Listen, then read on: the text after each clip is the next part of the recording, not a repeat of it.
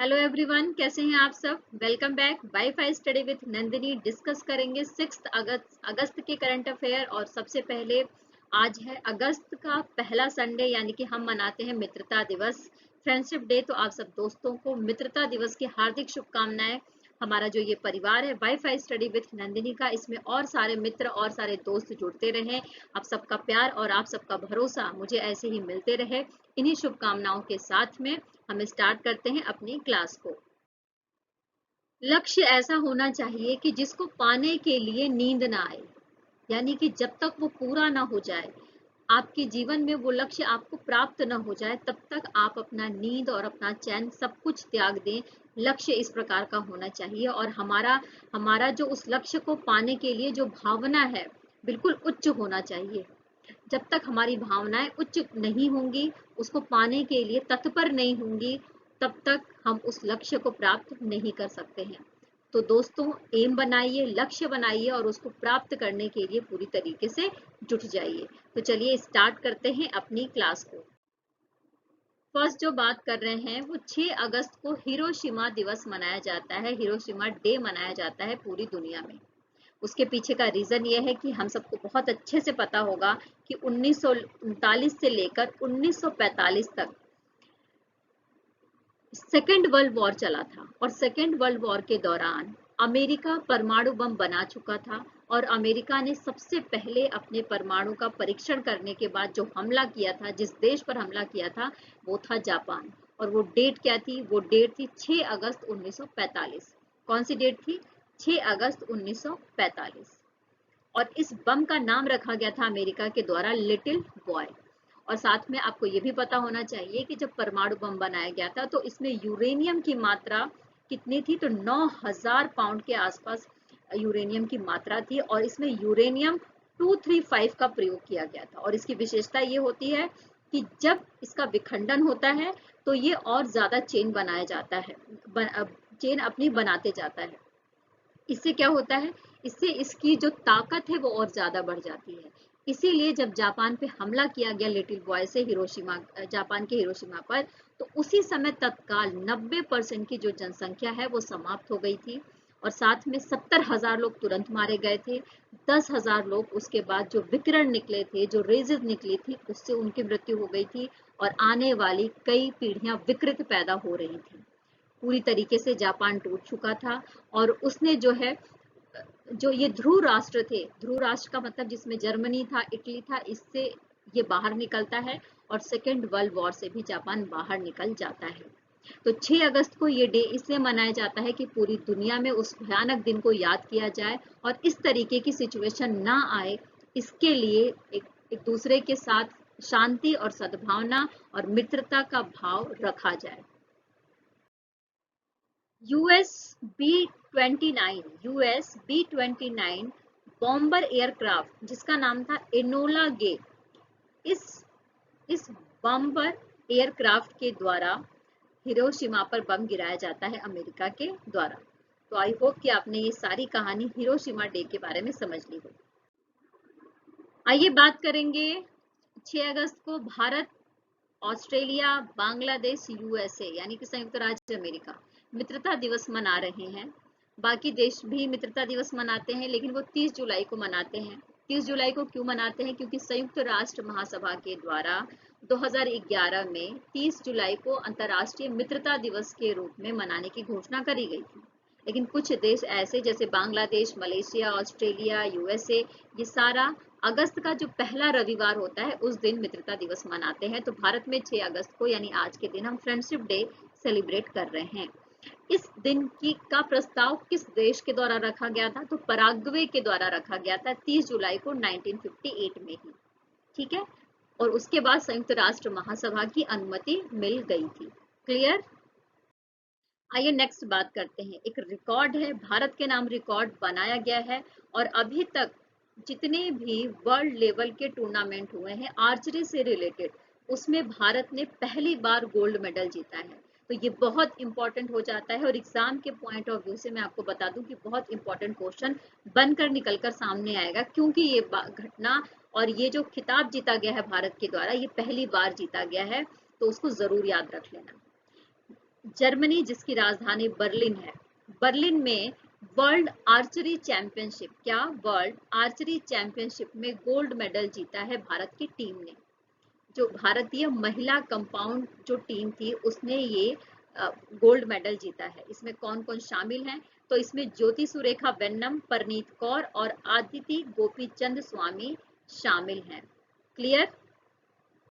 Next बात करेंगे हम राष्ट्रीय राजमार्ग प्राधिकरण के बारे में, यानी कि NHAI के बारे में। भारतीय राष्ट्रीय राजमार्ग प्राधिकरण के द्वारा एक मोबाइल एप्लीकेशन लॉन्च किया गया है जिसका नाम है राजमार्ग यात्रा।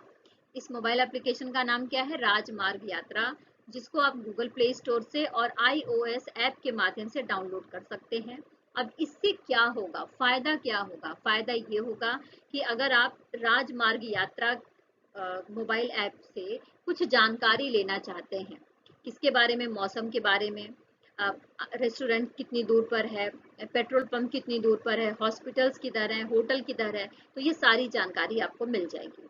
और इवन की जियो टैग के माध्यम से आप वीडियो बनाकर या उसके माध्यम से शिकायत भी दर्ज करा सकते हैं राजमार्ग यात्रा ऐप पर। तो आपको समझ में आ गया होगा अच्छे से राजमार्ग यात्रा जो ऐप है वो किस तरीके से आपकी मदद करेगा यात्रा के दौरान। क्लियर। देखिए, राजमार्ग यात्रा ऐप के माध्यम से अगर आपकी हाई स्पीड होगी या जो भी ओवर स्पीड की नोटिफिकेशन होगी वो सारी जानकारी आपको मिल सकती है और साथ ही सुरक्षित ड्राइविंग व्यवहार के लिए आपको प्रेरित किया जाएगा। तो इस तरीके से आपकी सुरक्षित यात्रा को ध्यान में रखते हुए ही ये एप्लीकेशन लॉन्च किया गया है NHAI के द्वारा। अब NHAI यानी कि भारतीय राष्ट्रीय राजमार्ग प्राधिकरण के बारे में बात करेंगे तो इसकी स्थापना करी गई थी 1995 में भारत सरकार के द्वारा एक स्वतंत्र निकाय के रूप में। और अभी तक मैं आपको बता दूं कि लगभग 50,000 किलोमीटर की जो सड़कें हैं, राष्ट्रीय राजमार्ग हैं, उसकी देखरेख का काम और उसकी विशाल नेटवर्किंग को संभालने का काम भारतीय राष्ट्रीय राजमार्ग प्राधिकरण के द्वारा किया जाता है। और जितनी भी सड़कें बनाई गई हैं राष्ट्रीय राजमार्ग पर उसका लगभग 40% का जो हिस्सा है उसका जो रिप्रेजेंटेटिव के रूप में काम करता है वो NHAI ही करता है। क्लियर। इसका हेडक्वार्टर आपको नई दिल्ली में देखने को मिल जाएगा और प्रेसिडेंट कौन है, इसके अध्यक्ष कौन है? तो संतोष कुमार यादव है। ओके, आइए नेक्स्ट बात करते हैं भारतीय रिजर्व बैंक के बारे में। भारतीय रिजर्व बैंक ने कुछ कंपनियों पर जुर्माना लगाया है। जुर्माना इसलिए लगाया गया है क्योंकि उन्होंने जो विदेशी निवेश की देरी से रिपोर्टिंग करी है, यानी उन्होंने जो विदेशी निवेश करा है उसकी रिपोर्टिंग रिजर्व बैंक में बहुत देरी से करी है, जिसकी वजह से इन कंपनियों पर जुर्माना लगाया गया है RBI के द्वारा, यानी भारतीय रिजर्व बैंक के द्वारा। अब ये कंपनियां कौन सी हैं? तो कंपनियां हैं ONGC विदेश लिमिटेड, ठीक है, इंडियन ऑयल कॉर्पोरेशन लिमिटेड, गेल इंडिया लिमिटेड और ऑयल इंडिया लिमिटेड। क्लियर। आइए नेक्स्ट बात करेंगे भारतीय रिजर्व बैंक के बारे में। जैसा कि हम बात करते रहते हैं भारतीय रिजर्व बैंक के बारे में कि इस बैंक की स्थापना करी गई थी भारतीय रिजर्व बैंक अधिनियम 1934 के तहत और 1 अप्रैल 1935 से इसने अपना काम करना स्टार्ट कर दिया था। और इसके बाद इसका राष्ट्रीयकरण होता है 1949 में। राष्ट्रीयकरण का मतलब ये था कि ये पूरी तरीके से भारत सरकार के अंडर काम करता है। इसके बाद कुछ बैंकों को विनियमित करने का अधिकार इसको मिल गया था, यानी कि ये हेड बैंक बन गया था और ये भारत के जितने बैंक थे उसको विनियमित कर सकता था, उनको प्रबंधित कर सकता था, है ना। 2007 से इसने डिजिटल भुगतान की प्रणाली है उसको स्टार्ट किया था अपनी बैंकिंग प्रक्रिया में। और इसका मुख्यालय आपको मुंबई में मिल जाएगा, महाराष्ट्र के। और इस समय इसके गवर्नर कौन है? तो शक्तिकांत दास जी हैं। शक्तिकांत दास जी का नाम आप जरूर याद रख लेना। तो ये थोड़ी सी जानकारी है भारतीय रिजर्व बैंक के बारे में। Okay, clear. देखिए स्क्रीन पर जिसे आप देख रहे हैं ये है राजीव गौबा। राजीव गौबा के द्वारा रिकॉर्ड बनाया गया है। रिकॉर्ड क्या है उसके बारे में जान लेते हैं। तो भारतीय नौकरशाही का जो इतिहास है उसमें कैबिनेट सचिव के पद पर सबसे लंबे समय तक रहने का रिकॉर्ड बनाया गया है राजीव गौबा के द्वारा। 30 अगस्त 2023 से इनका जो कार्यकाल है वो बढ़ा दिया गया है अगले 1 साल के लिए, यानी 30 अगस्त 2024 तक। इसके लिए भारत सरकार के द्वारा एक नियुक्ति समिति बनाई गई और उस समिति के द्वारा इनके कार्यकाल को बढ़ाने की बात कही गई है। ओके, राजीव गौबा जी 1982 बैच के आईएएस अधिकारी हैं और 2019 में इनको कैबिनेट सचिव बनाया गया था और 2 बार इनका कार्यकाल पहले ही बढ़ाया जा चुका है और अब इनका कार्यकाल दोबारा से 1 साल के लिए और बढ़ाया जाएगा। Okay, clear. देखिए, सरकार ने लैपटॉप और जो मोबाइल है, पर्सनल कंप्यूटर है, इसके आयात पर पाबंदी की जो समय सीमा है उसको बढ़ा दी है और इसको नवंबर 2023 कर दिया है। और उसके पहले कंपनियों से ये बोला है कि वो लाइसेंस के बिना जो इंपोर्ट कंसाइनमेंट है वो 31 अक्टूबर 2023 तक क्लियर करा लें, यानी कि जो भी उनका ये इंपोर्ट कंसाइनमेंट है उसके लिए जो भी डॉक्यूमेंट्स वगैरह की वेरिफिकेशन है, डॉक्यूमेंट्स वगैरह चाहिए, तो उसको कंप्लीट करा लें 31 अक्टूबर 2023 तक, क्योंकि ये पाबंदी लागू हो जाएगी नवंबर 2023 में। अच्छा, ये पाबंदी लगाई क्यों गई है? सरकार का ये कहना है कि बहुत सारे ऐसे हार्डवेयर हैं जो बाहर से खरीदे जाते हैं, उसमें हमारे देश के जो नागरिक हैं उनकी डेटा, उनके उनके जो प्राइवेट डेटा है उनके लीक होने का खतरा है ना। उनके सुरक्षित रहने के लिए, उनको उनको सुरक्षित बनाए रखने के लिए ऐसा निर्णय लिया गया था भारतीय सरकार के द्वारा। Okay, clear. देखिए, यहाँ पर जो बात हो रही है, एक एंटी टैंक गाइडेड मिसाइल के बारे में बात हो रही है। इंडियन एयरफोर्स ने इजराइल से air launched spike non line of site anti tank guided missile प्राप्त कर लिया है। देखो, ये जो एंटी टैंक गाइडेड मिसाइल है इजराइल का, ये पूरी दुनिया में सबसे खतरनाक माना जाता है।